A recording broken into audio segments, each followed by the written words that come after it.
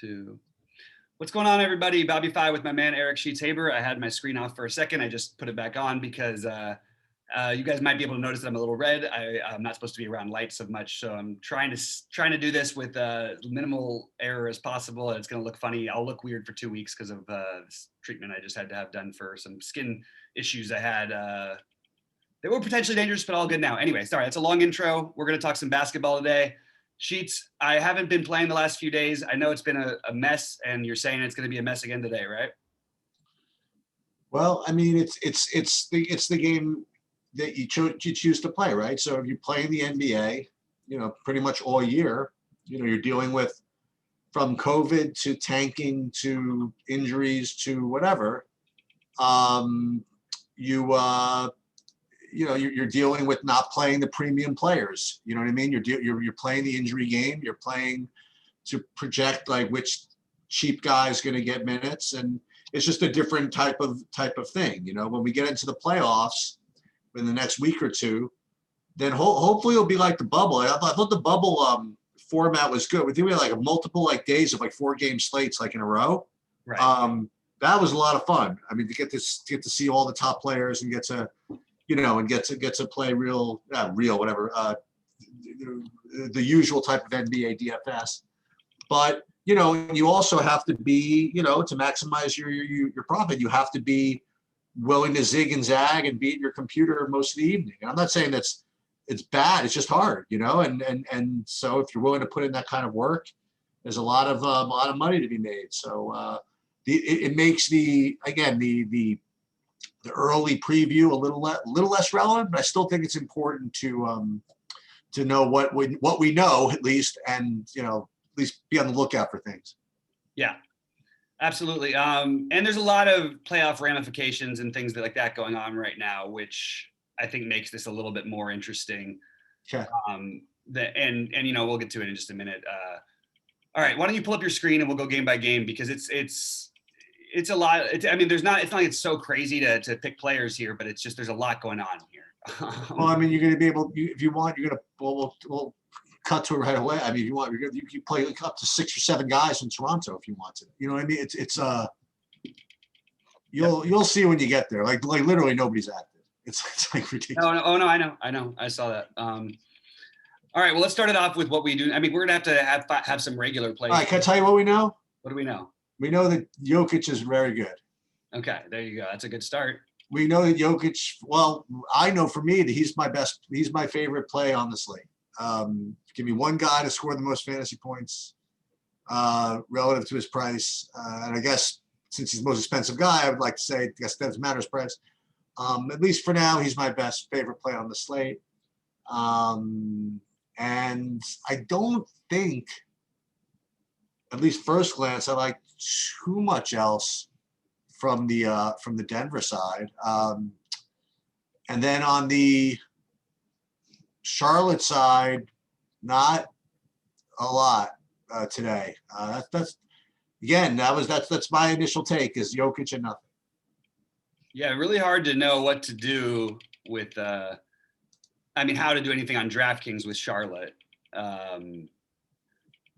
I don't think you can. I agree that Jokic and nothing is the way to go. I really am mad at myself because I ended up with 35% Austin Rivers that one night when there was all that other value that opened. Oh, nice. 5% owned. But what really bothers me is that I didn't sell out on a play I believed in that much. I mean, against his former team when he's finally getting the minutes, and it's funny part is they had to take him out at a certain point because I don't remember whether it was foul trouble or whether there was a blowout. But he still took the most shots he's taken. And when you get guys in situations like that, it's just you kind of got to sell out, and I didn't sell all the way out. That was a mistake. I really like Jokic, and I don't see a way of playing anything else, even if we get some question mark guys in or out. I guess if Devontae Graham's out, then we can have a conversation on FanDuel about Charlotte. We can move ahead as far as I'm concerned. Let's go. Minnesota, Detroit. What is the spread in this game? I was just thinking about it. It's a 7-point spread for Minnesota. Okay. So from the spend up side, I could certainly make a case for Cat here. He certainly will be, if not the lowest owned, least one of the lowest owned of the 10K plus guys. Certainly if this game can stay close and he gets minutes, I mean, nobody can guard him from Detroit. So I think that's certainly worth considering. But I guess some interesting things kind of on the value side. So you have Jalen McDaniels still 3,500 on DraftKings. That might be worth taking a shot at. And I see Saban Lee still 3,400. So those are the guys that stood out for me, at least at first glance in this game. Yeah. So on the Minnesota side, again, last slate, this is one of those other regrets that you have. You know, how many conversations how many times did I say I really liked Anthony Edwards against Memphis that night? Now he doesn't have to make 8 out of 9 threes and go 17 of 22 from the floor. It wasn't like that. He just was on fire. But I wish I had sold out on that. But that's part of why you play him, you know? Exactly. You're playing for that heat check. And if he gets going in that kind of environment, and that seemed like a good one, you know, and it was obviously, but I didn't sell out on it. So on these guys, I actually think D'Angelo Russell is fine. Kind of going to be low owned, but actually has a good shot at 50, I feel like, in this matchup. And I would love to play Towns as a low owned play here. I want a little extra something, but there's also been there's been some weird games that they've been in. Yeah. But it's been a while since we've seen a really high upside game, but that also has everyone just completely off of them, and sort of like the idea. And it's not like, first of all, not that Denver's going to blow Charlotte out, but maybe, you know, the spreads are similar in these games, and, you know, maybe you could find a way to play Cat and Jokic together, because it's really hard to just make a clear case for Cat over Jokic. Saving 700, okay, but I don't know how much you're going to need that. I have 5 centers, like pay up centers, rated higher than Cat. You know what I mean? Right. No one's playing him. that is, if nothing else, the best reason to play him. But they're not center only eligibles. Like the guys I have that are eligible, I have Jokic, and then all these other guys are power forward / center eligible. And then there's Embiid also. He's only center eligible. Yeah. But I mean, can you make Cat as good of a play as Embiid? I don't know. I could squint and make that happen. Yeah. Maybe. Yeah, I think that's possible. Yeah. I think it's an interesting play. I don't know what to do about Detroit, to be honest with you. I'm trying to figure it out. Well, I mean, that's the same every night, right? I mean, right. I do think that there's still some argument. Like, it's really weird that Isaiah Stewart, because of the way positions are, is going to be like 1,000,000% owned on FanDuel and unowned on DK. And I also think Saban Lee is like, that's just volatility that you're embracing at a low cost that maybe you don't need to do tonight. Like, he's also not going to be owned, and you get some upside because there's a path for him, but most of the time that path is 15 minutes or so. So I'm sort of inclined to like see what happens with the Jacksons if they play. And then mostly, I don't think I'm all that into it if they do. If they don't, Killian Hayes would be much more interesting to me. And maybe Saban Lee would as well. For what it's worth, we'll get to it later, is that I think that Isaiah Stewart is incredibly fadeable on FanDuel. He's amazingly fadeable on FanDuel, which makes him a great GPP play on DraftKings. Could be. He's the same price. I know it's different in terms of salary allocation, but there's something to that. Anyway. All right, we can move on if you'd like. Yes, I would like. All right. So what do you got? Or I guess you want me to start off on Miami, Boston? Right. I have Butler as kind of a good play. Locked.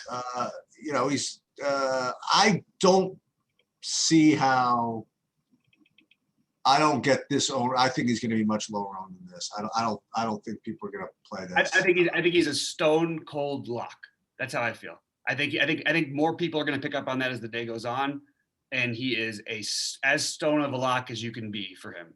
I'm going to let you expand on that. Sorry, I didn't mean to interrupt. It is sec because I happen to like, and I don't usually like him at this price specifically, especially in this matchup. I have Tatum very similar to Butler. And that was really all I had from this game, you know, because Jaylen Brown's out obviously like for like a while now. Is he out for the season? I think he might be out for the season. It looks like it. I mean, it's really sad. Yes, it is. Fournier is not my thing. He'd be the next guy I would go to, but it would be for me just Tatum and Butler from this game. I do notice that Butler is, well, I just remember that Butler is small forward eligible, which certainly helps his cause here. But aside from that, I mean, tell me why you like Butler in this spot. So this is the play-in. This is the most important game. Every game will be for the Heat, essentially, but this happens to be the only team that could knock them back into the play-in game. And in must-win spots, and I'll tell you, that's where they've been lately, even though they haven't been winning all of those games, although they've actually been very, very good. Jimmy Butler goes nuts. It's just simple as that. He's going to control everything. The difference in this particular matchup is that you'll probably get him on Tatum at times. I'm not worried. I don't know what I'm worried about playing him at 9,200 here. I really don't. I honestly can't see a path. I mean, it would take a weird, like, almost like if he got hot shooting, it would like be his lowest outcome, because he's going to get like somewhere between 7 and 12 assists. He's going to get somewhere between 7 and 12 rebounds. He's going to get somewhere between 2 and 4 stocks. Almost every time, I feel like, in these situations. Like, I honestly don't think I can find a way to fade him right now on either site. And maybe that'll change with certain things that might open up or whatever. This is a must-win game, essentially, as there is one. They're also trying to get the 5 seed from Atlanta, which would take them out of having to play Milwaukee in the first round. Oddly enough, they match up really well with Milwaukee, but they'd obviously much rather play the Knicks in the first round and have a, not to say that they're an easy matchup, but certainly an easier matchup for them. So I think you're going to see Jimmy Butler control this game. I think that you see Miami put their best foot forward. I think the minutes projection on Dragic should be more like 32. By the way, not to mention Jimmy Butler in this same exact game just put up 57, just FYI. I am shocked the ownership is this low on him. I think he's the best play of the days, in my opinion, especially factoring in that people aren't. I mean, I just don't. What is he going to get? Like, this can't be right. He's going to have to be owned by everybody because. Well, I think what people are going to do. I don't think as people are that as analytical with respect to how important the game is. People will just look at the projections and look at whatever and say, okay, he's just whatever. But that's why you're you. That's why you're you. I mean, I just, there's a huge gap between the games that don't matter at this point and the games that do. And to identify those games that really do matter, and then you have it matter specifically for one team, and specifically for one player that controls so much of the usage for that team, and specifically the type of player who you've identified pretty much from the beginning of the season as someone who has that big of a gap between when it does matter and when it does not. Mm-hmm. I think that's why your commitment to him is higher than the public, and I think that kind of summarizes it all rather succinctly, actually. No, I appreciate it. Yeah, I think that's a nationally televised game. I think it's got to be nationally televised. I'm just literally just guessing on this one, but I'm not going to bother you. I think that Butler, being the competitor he is, could care less if it's nationally televised. I think it's more important that he plays a good game because the team needs to win. Right, and I will say that I would like to. I actually like the Tatum run, the low owned Tatum run back, and just to be honest, like, I don't see Tatum as being and Butler as being below Cat. But again, Cat's not going to be owned, but neither will Tatum. Now, Cat has easier routes to get there just because of the double doubles and the playing inside and all that. Tatum, it's a little bit different because he doesn't really get into. He did used to, but he hasn't in a while been in double digits in rebounds or assists. Even with all of that, I actually feel like he's a pretty safe. It's a bad matchup statistically, like, who you're going to face up against. But I mean, he only took 16 shots in the last. I know he made 11 of them, and he put up only 49. But I think that there is a route for him to have a much bigger game here, and I'm interested in it. I don't know for sure that I'm going to do it.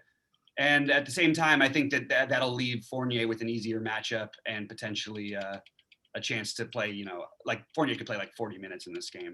I think at 5,400, that's probably a little too good for me to ignore. And then I don't think I'm going to do Tristan Thompson. I just think we're going to get better stuff as we go along. So that's just my whole overall thoughts on the whole thing. I know that's a lot of stuff, but I do think this game is important because I think. Any other values? Anybody else in either team?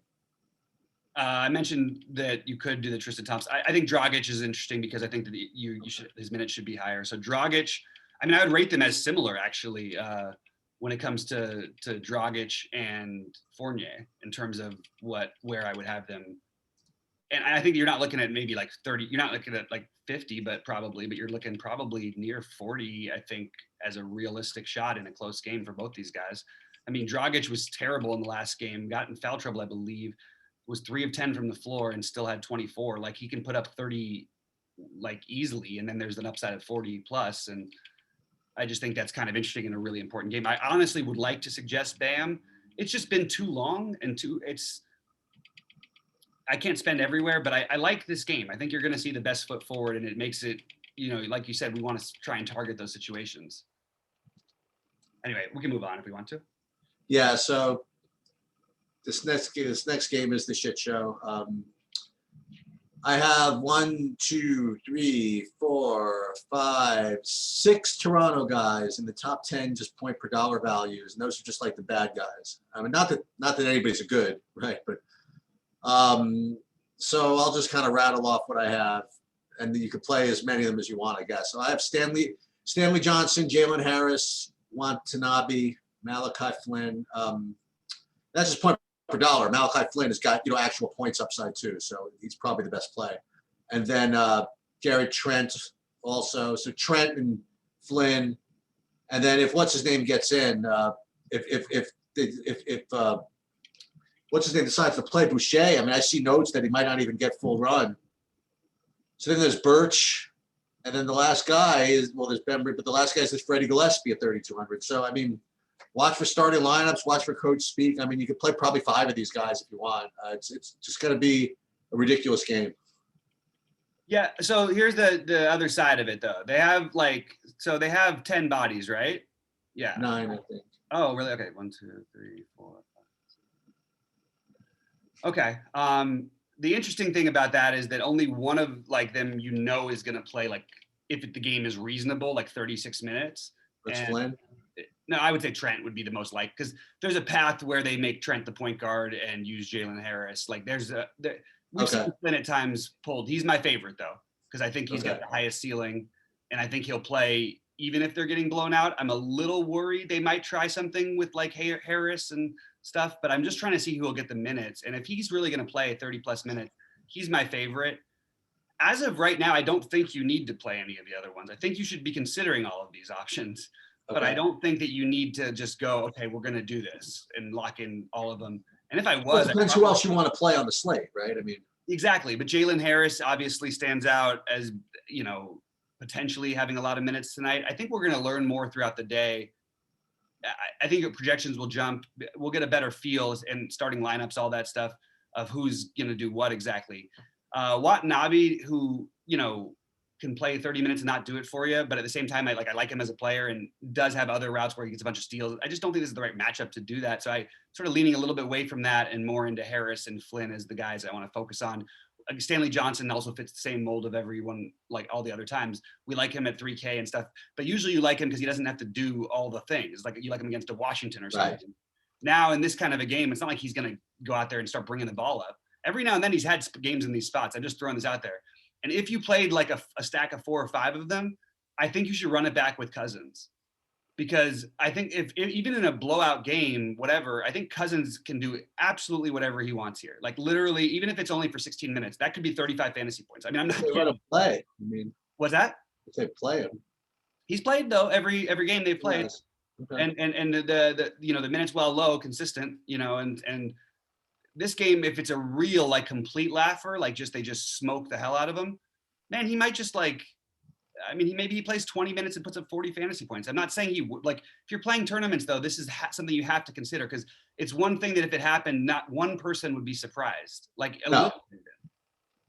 And this is the perfect matchup for him to do that. Because I mean, literally without an ejection, even in 15 minutes, I would project him closer to 25 fantasy points than I would 20. Yeah. So at 25 as a sort of like a median on his normal minutes makes him actually more of a priority, I think, than I originally thought.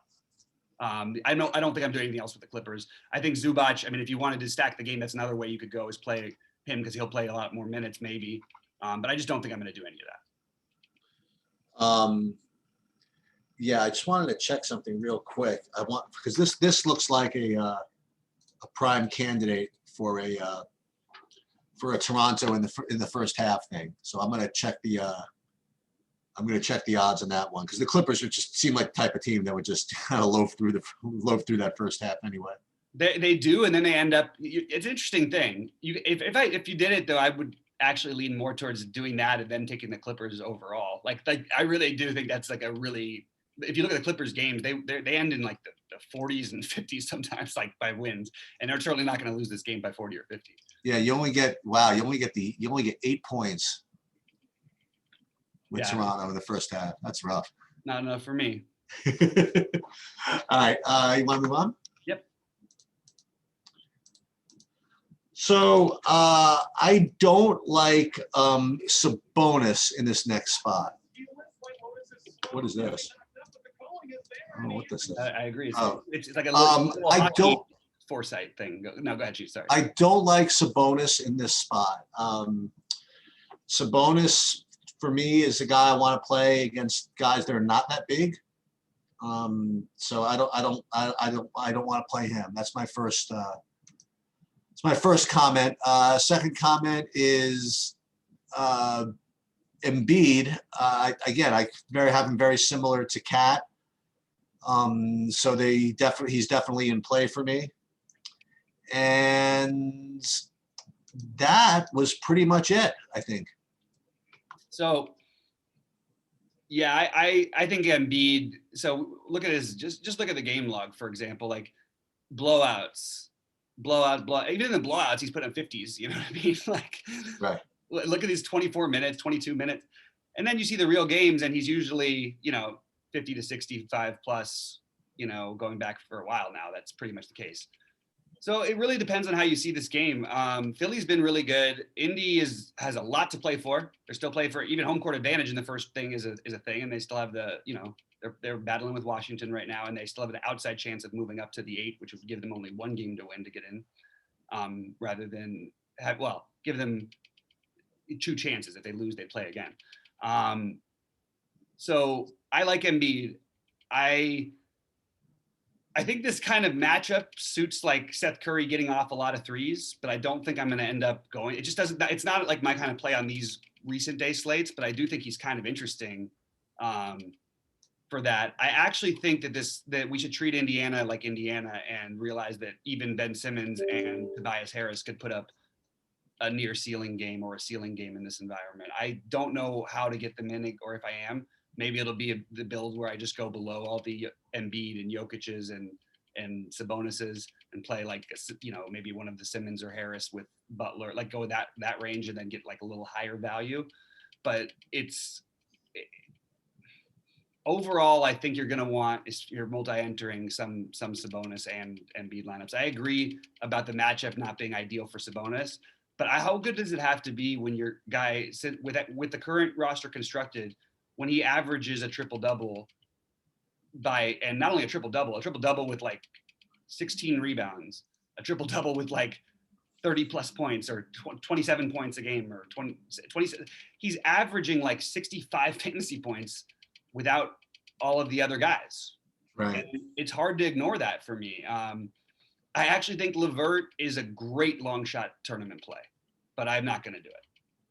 But one of he or Sabonis for this game to stay close would have to go off and beat their value, in my opinion. So I'm going to say I will have some lineups with Sabonis and Embiid. Seeing Embiid's ownership projection early, I know it might get a little bit higher, but I just think that if he's going to be in the teens or even at 20%, he's so not much worse of a play than Jokic. He might even be a better play when you factor in, okay, well, he hasn't played in close games and we're going to bet on this game being close because of the spread. Anyway, that's my thoughts on this game. So Embiid is on the list. I'll go through my picks at the end because there's a lot of stuff we talked about, but that's just where I am right now.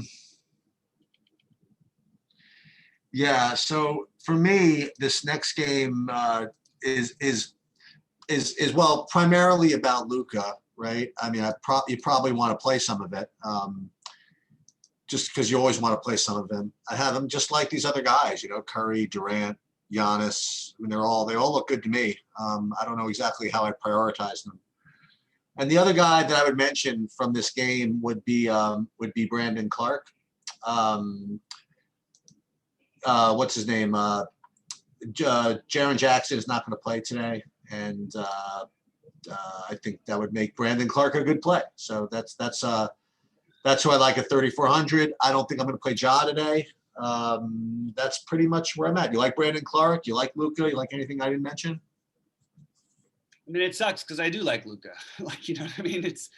It's another guy who's played in games that have just been all blowouts lately. It's really going to be interesting to prioritize. I mean, I'm trying to figure out how to do it right now, and I'm guessing that there might be extreme value. There'll be some extra extreme value that we haven't even seen yet that will probably open up just people naturally paying all the way up, which is going to make guys like Butler, well, he'll still be owned, probably a little bit less owned. Yeah. It's kind of weird to think more value is going to open up a guy who's 9,200, but being less owned. But I just think Luka's got a massive, massive ceiling in this kind of a game. Memphis plays fast. Luka can control and they'll let Luka control the pace. If Kleber's out, maybe you could talk about some weird things, but I don't think I'm going to even go there. I just think that it's going to be Luka for me if I play anybody from that side. And then, are you sure Jaren Jackson's out? I think Jaren Jackson's in and Valanciunas is out. Well, it says here, Jackson injury management will not play Tuesday against the Mavericks. Okay, I got to update my projections then. As of a half hour ago. Oh, okay, perfect. Okay, so that at least makes sense why I may not have heard of it yet. So that is going to make Xavier Tillman the best value probably that we've talked about. It's got to, because there's not then Tillman and then also Brandon Clark. By the way, those are the two best. And by the way, so much so that you could. It's unfortunate because there aren't bigs on the other side, so they don't need both of them. But these guys are going to play together. I like this a lot, actually. I'm just going to be really popular, unfortunately, now. But I think you're going to see massive Tillman Clark ownership. It doesn't, to me, affect anyone else except for Ja. And maybe you could argue for Anderson and Brooks because the rebounds open up. Even without, anytime Valanciunas is off the court, he's a monster. He's going to get like 16 rebounds. He gets, what does he get, like 12 a game, 13 a game? You take that off and then you also add Jackson out. It just feels like Clark and Tillman are going to be awesome. And then Luka, I don't think I can get to the 8K for Morant, but I will just remind everyone that this man has a ceiling. So look, yeah, if you're playing a bunch of lineups, I think you get Tim more, but I can't find it with all the great plays we've talked about and more coming. So, yeah, like you said, Tillman with both those guys out, kind of rockets to the top of the value leaderboard now. Yep. Okay. All right, so Brooklyn and Chicago. By the way, who would have thought this would only be a 5-point spread? A little weird to me. Yeah, did you notice with very little fanfare, I think that Zach LaVine has been back. Very little fanfare indeed. So I like Durant. And then way further down, I like Kyrie. But Durant, I just think is just a much better play. Even though Kyrie will be lower owned, I still like Durant better. I don't think I'm going to get to Kyrie. And then Vooch at 10-3 with all those other options. I don't think it's gonna happen for me. So I'm probably either, again, just throwing in Durant in that mix of like these other guys. Is that lazy? I mean, like, are we supposed to know to play Durant as opposed to say Luka, or Durant as opposed to Giannis or something like that. I mean, I have them all so close. Yeah, well, that's the problem. And all these games matter, Yeah. Brooklyn needs to win to get the 2 and keep them away from Miami in the first round, who's currently in the 6, although Miami could move back to the 7. You don't want to face Miami in the first round, in my opinion. And they also could move up to the 5, but that's like a nightmare, especially for Brooklyn, who hasn't been healthy. So I think that you get your best foot, which means you get a million minutes out of Durant and Kyrie. And I think both of them are strongly in play. If there was a game Kyrie would score 50 real life points, I think this would be the game. They really don't have nobody has anyone who can guard it, but trying to get Garrett Temple, who, all credit to him, he's a good defender for his career, but you can't stay in front of this man. And I could see that being the only downside to Durant, is that somehow Kyrie just completely takes over this game. And that's pretty much how he gets there when he does. But the lower ownership does intrigue me, but I think you're right. Kevin Durant is clearly the better play.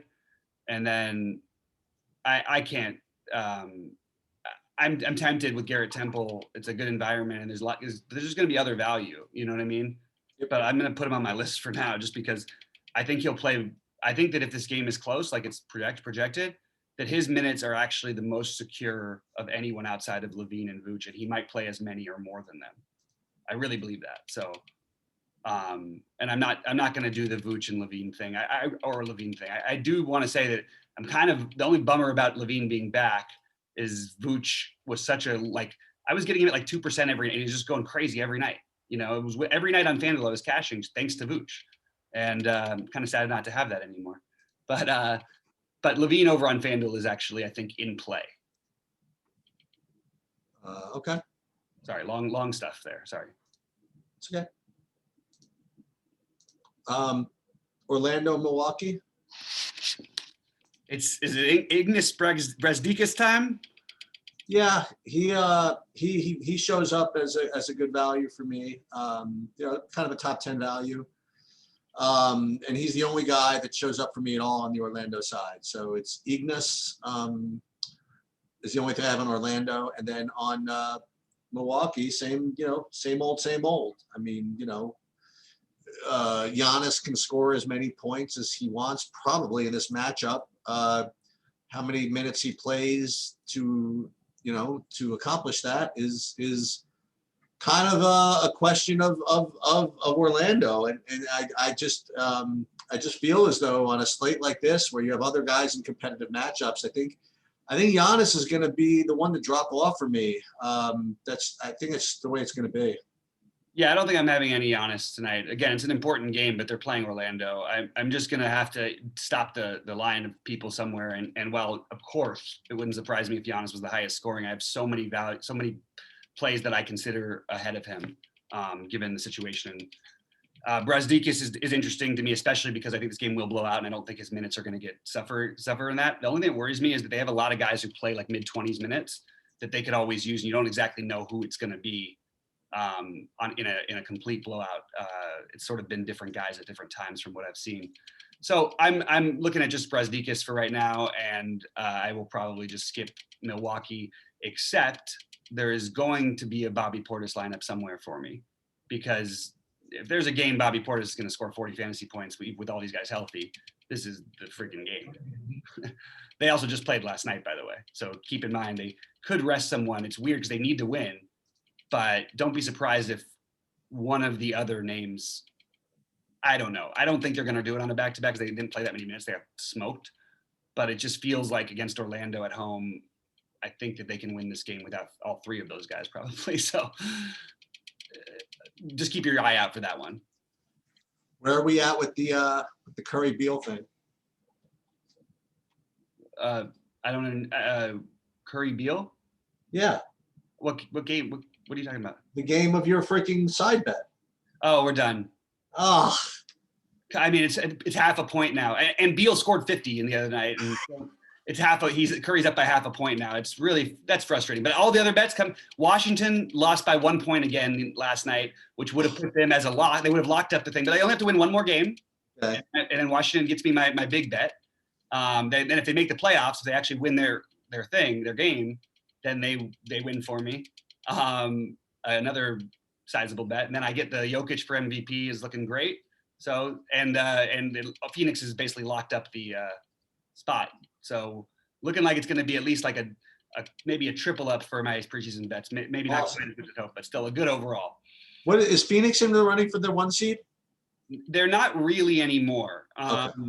Okay, that's not true. They're only 1 game back in the loss column, and they do own the tiebreaker with their game and a half back overall.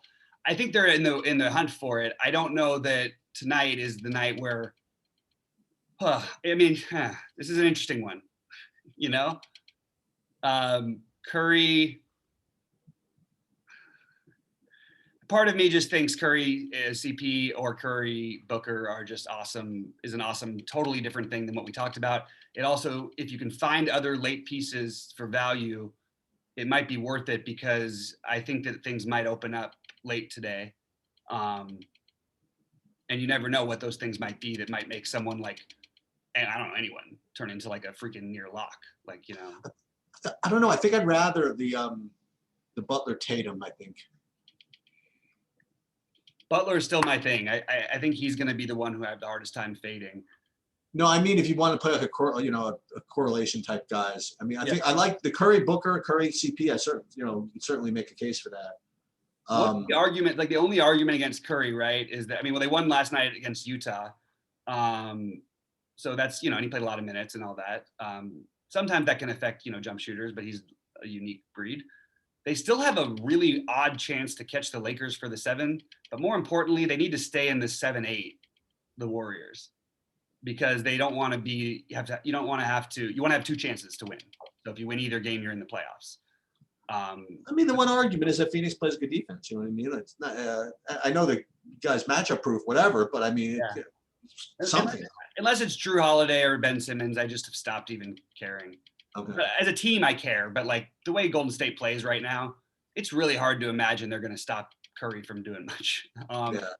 Look, he just puts up 50, and even when he struggles, he puts up 50. You know what I mean? It's not like he shot lights out before, last night and he 54. It's some of these games. He's, his only bad one was when he missed 14. He was 9 for 23, but even 11 for 27, he had 62 in that one. You know what I mean? He's just. It's not like he has to shoot the ball great. And by the way, side note, he probably will shoot the ball great because he's the best ever. I don't think I can get to any of the other plays on Golden State. And I just like the Paul, the long shot value you could use to save for your later stuff would be like a guy like a Kaminsky or something.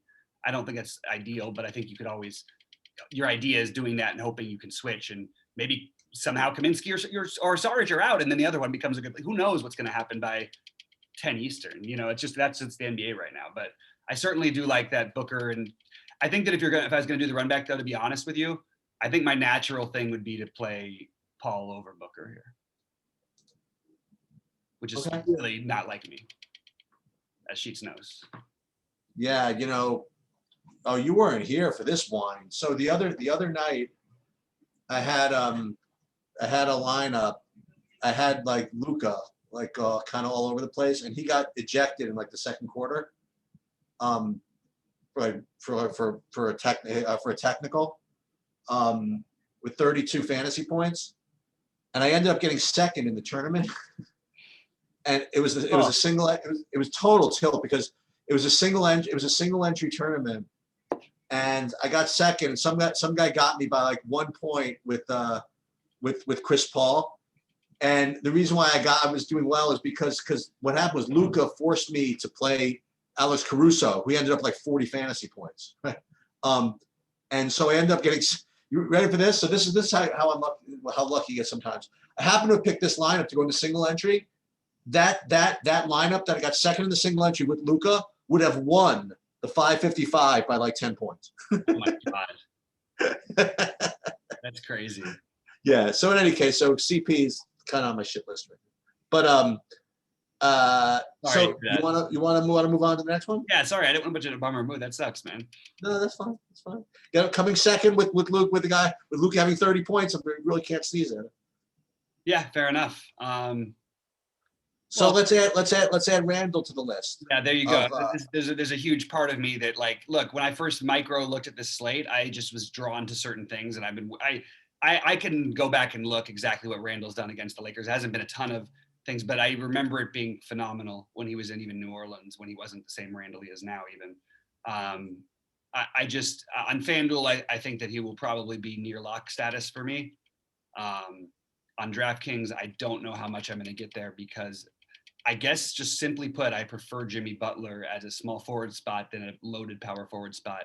And there's just, I mean, Randall and there's other guys, I mean, they're more expensive, the other guys, but that's what I'm currently thinking of doing is paying up for small forward, power forward, center, getting my value from there's a lot of guard value out there. So that's my first, that's my. Are the Knicks, so are the Knicks locked into a slot or no? Well, they could still fall back. I mean, currently they're hosting the first round. Okay. And they're only up a half game on the Hawks and a full game on the Heat. So they're playing it. Okay. Oh yeah, I was going to say if they were going to rest people, maybe Randall would only get 41 minutes. I think Randall probably smashes here, and it's one of those slates where like, look, I don't do the late night thing, but this might be a night thing where I just play the night slate so I can enjoy watching Julius Randle beat up on the Lakers. Even though I like the Lakers, obviously, I like Julius Randle. I never wanted to let him go. So, yeah, I don't think I can do much in this game realistically, especially with LeBron likely to play. Even if he wasn't, I don't think I would do anything. So I think this is a stay away game from two of the best defensive teams in the NBA. Yeah, and I agree with you in that I like that I do like Randall on FanDuel.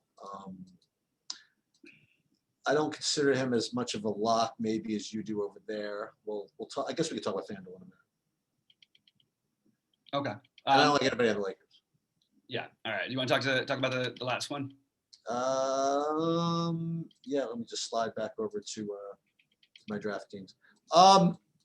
Yeah. The only guy that I really came up with over here. Actually, I have a couple of plays over here. Little kind of, I guess, sort of sneaky. I liked maybe Ty Jerome. I don't know. I got to squint for that one. So that's not the most ringing endorsement, but Ty Jerome, Svi maybe could still be okay values. Maurice Harkless has been doing nicely for me.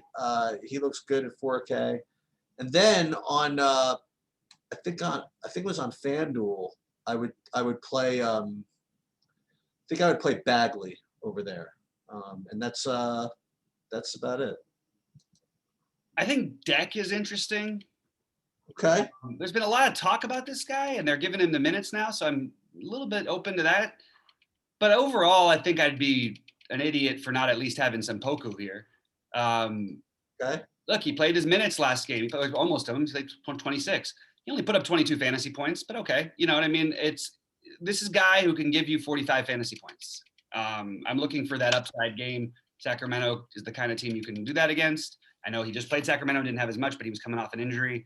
And I think is this game back that he has a chance to play more minutes. Probably still in the 28 range, but don't be surprised if he has a really big game here. So he's my favorite of the bunch, but and he's also going to be really low owned. But Svi is just a really weird guy to decide to play, in my opinion here. And he had two good games in a row where he took a million shots, and it's very unlike him. He wasn't even that efficient. He actually wasn't efficient, but because they just did this and because he played the minutes, I guess you could put him on the list. And I did say it's good to have later value, but I think I would lean more towards Deck and Poku. Yeah, I would play, and this is why I didn't think that Isaiah Stewart was a lock at power forward on FanDuel. I would definitely play Bagley at lower ownership.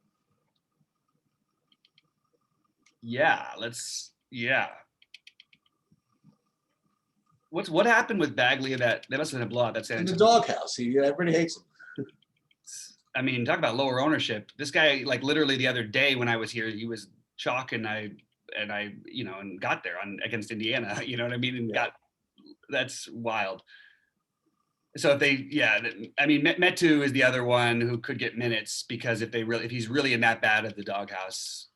Sacramento is still oddly playing like that's why Harkless has been good, but I just don't think I can do the Harkless thing. I think I'd rather play Deck and sort of do the unknown guy. Hope he has the big game that you're going to get at some point.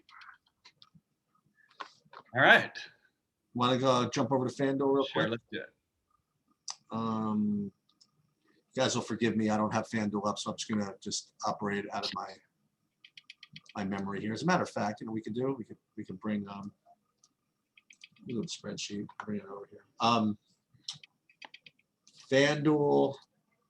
Okay, so starting, I guess, over at point guard.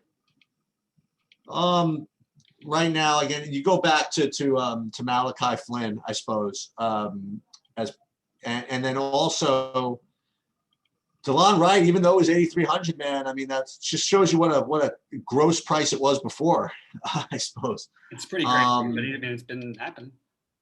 Right. Curry, though, Luka, those are the spend ups. So I would say Flynn is probably what you want to get in along with one of those studs if you want to do that. So Luka and Curry, and then Malachi Flynn. Yeah, I love the idea of playing Dragic over here over Flynn. Oh, nice. Because if you play Dragic over here at 0% ownership, he's 400 more than Flynn. And let's just think about like variable outcomes.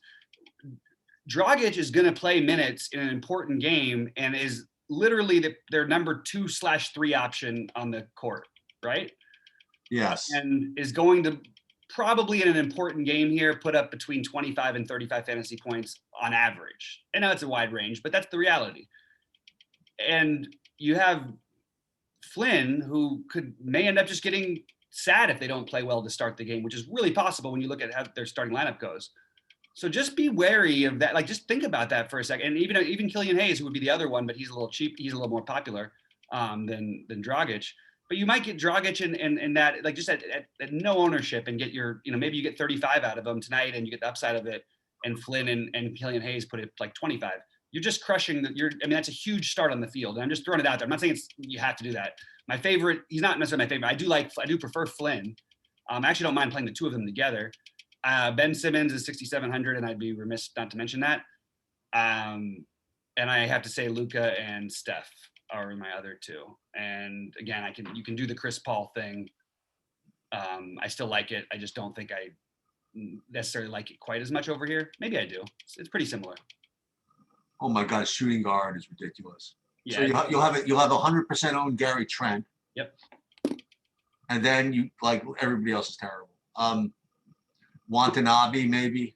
Boy oh boy, Dylan Brooks. Maybe Dylan Brooks. How about that? I like Dylan Brooks. How about throw that one in? Is Marcus Smart active? Yeah. All right, Marcus Smart. Here, I'll throw him in. Don't love Smart as much in this particular matchup. But I like I'll tell you who I like Healed. Okay, that's something. I don't love him, but he's fine. How about Booker 7,700? I think I prefer Russell, and then I was going to say Booker and Russell feel like a really good upside backcourt for their match, don't they? You know what I mean? Like those guys, you could see with the 50s, already, and it's just you're crushing everybody. The problem is fading Gary Trent. Well, the good thing is that fading him usually means you're giving up like on a 6x, maybe a 6, maybe even a 7x. But if Russell and Booker have the ability to do the same thing, which completely they do tonight, why not take that shot? And then if there is no Graham, I will take another shot on Rozier. But those are my guys right now. It is Gary Trent does make a lot of sense. Oh, Josh Jackson is the other one. You could play him with Gary Trent if he's in. But we know his range of outcomes obviously are wide. Small forward, my top guy is Michael Porter Jr. And then a couple of others. RJ Barrett. I haven't played RJ Barrett in like months. Sadiq Bey, I suppose. Yeah, it's a kind of another kind of. Oh, Butler. Sorry about that. So I would say Butler and Michael Porter Jr. Yeah, Butler and Michael Porter Jr. Durant. Sorry, I forgot Durant. Sorry. Are the two standouts for me as well. Durant over here. I could definitely see. I think I could fade him over here, but okay. I do really like him. I just think he's going to be really popular. I'll take the Butler. Okay. Yeah, and I like Sadiq Bey a little bit over here. I like you will get an unowned Stanley Johnson over here. So if you wanted to try and play some of that stuff, this is the place you can get him low. I don't think I'm not playing guys like Barrett. I didn't want to mention before, like I'm not playing Derrick Rose, but in real life, that guy has been like one of the better. Yeah, you called that pretty early on in the turnaround too. He's been so great. Like, I mean, forget the numbers. I mean, forget the fantasy points. He's just, even that has been good, but everything's been just awesome about him. So back to the power forward sheets. What are we going to do? Yeah, AD was my hero the other night, by the way, in that single. Yeah, finally, he got somebody there at least. Yeah. Are we missing something? Should we play him? Well, okay, I'll do mine if you want. I mean, I just wasn't even thinking about that. You know what I mean? I was going to do the I was going to play Bagley. I was going to choose between Randall and even Sabonis or Giannis. Or actually, I can't play Giannis in that environment. But I was going to play like Bagley and Randall. But are these single-digit ownership things on AD correct? I mean, should we be playing him? They're absolutely correct. There's no way anybody's playing him over Giannis, and with LeBron coming back and everything. The only thing your argument is there is the ownership. Like, look, yeah, if I was max entering on max entering, okay, then you'd get some percentages of him, sure. But like, I can't see that being a realistic thing with a cheaper Sabonis. Why do I still have Jaren Jackson over here? Damn it. Messing with all my projections. They still have him in? Yeah, just only over on FanDuel for some reason. All right, so no, sorry. So I buried the lead then. Tillman again. Oh, right. I forgot about that. Tillman now makes Isaiah Stewart a tournament play because he's going to have much lower ownership, and Brandon Clark is also going to have ownership, and I like him as well. Aaron Gordon at 3,900 is mildly enough interesting to me. I don't even know what to say because the game logs won't support anything. You could just say, oh, play McDermott instead. I get it. I'm just throwing it out there. Like at some point, you know, and this is a great environment for it. Like, I mean, I don't know. It's weird. And then I have the Poku. I like your long shot Bagley, but he doesn't seem the dog has. But I think Randall, Tillman, Randall Clark. I really like Randall overall tonight. And I didn't find the room on DraftKings. You can't pay up as much. But I think over here, he makes the most sense at power forward to me of the spend ups. I know, and that's great that he's going to be really. Oh no, he's actually not going to be really low on. He'll be lower on than the other guys will be. I'm not doing the Giannis thing, and we already talked about that. So we can do center. Yeah. So center. I'll show you something the other day. Look at Rashad Holmes. Rashad Holmes. Or want to pay up? I don't think I'll end up paying up for center here. Towns, Jokic, Embiid. I mean, that's who I would pay up for, but I don't think I'm going to do it. I think Holmes is probably the idea. Yeah, I mean, you know, I get on a point per dollar basis, why it makes some sense and all that stuff. And because you want to pay up at other positions. I mean, yeah, but we talked about some pay downs. You know what I mean? We have some fair enough. Value, some point guard value. Okay. So I think that because of the point guard value, and it's only if I decide not. I mean, like it's gonna be hard to play. You can't play Steph, Butler, Randall, Durant, and the center. But like, yeah, you can play like four other ways. You know what I mean? You can skip the point guard value. Cat and Embiid stand out to me because I think that it's just. I mean, it's too cheap for the upside, especially Embiid, and. Yep. I think that that's most likely what I'll do. I do think that Holmes is going to be solid here, but I'm not. I mean, you could even just look game log, watch it, and I'm not worried about him hitting me. Where I think that Embiid puts up 70 and you're dead. You're not dead. You just can't win a tournament without him. And I think he's the most likely candidate. Yeah, but remember, I mean, like if you play Embiid, then you don't get to play one of those other guys that could put up a big score. Well, I could but I mean. I don't need the other, like, I mean, we talked about the shooting guard spend ups, but we do have Gary Trent and Josh and Jackson there. I could spend 4,500 average or 5,000 average through my point guard and shooting guard spots. And then I have all the money in the world. So, and you have Tillman. So let me show you before I leave. Here's the drafting thing. You want to, how cool is this? You like this Bledsoe 12%, 11x play? Ooh. Amazing. And here's Caruso at 9%, getting 100x. Jesus. And look at Luka, 32 points. Oh my God, that's sheets. I've lost by 1 point. That's disgusting. That's brutal. And 7 points ahead of the next guy, and I'm like I think I might be the only one with Luka in like. Oh my God, that's really gross. And it's the splash too. That's a nice one. Yeah. At least you crushed again. All right, guys. Hey, thanks for bearing with us through the long ones. I'll be back with you guys. I'm turning my camera off, and I'll do that later too, because I have to sit away further from the computer because my eyes, it's not good for my skin. I can feel it burning a little bit. So anyway, good luck to everybody out there. Sheets, thanks. And yeah, we'll see you at the top of the leaderboards.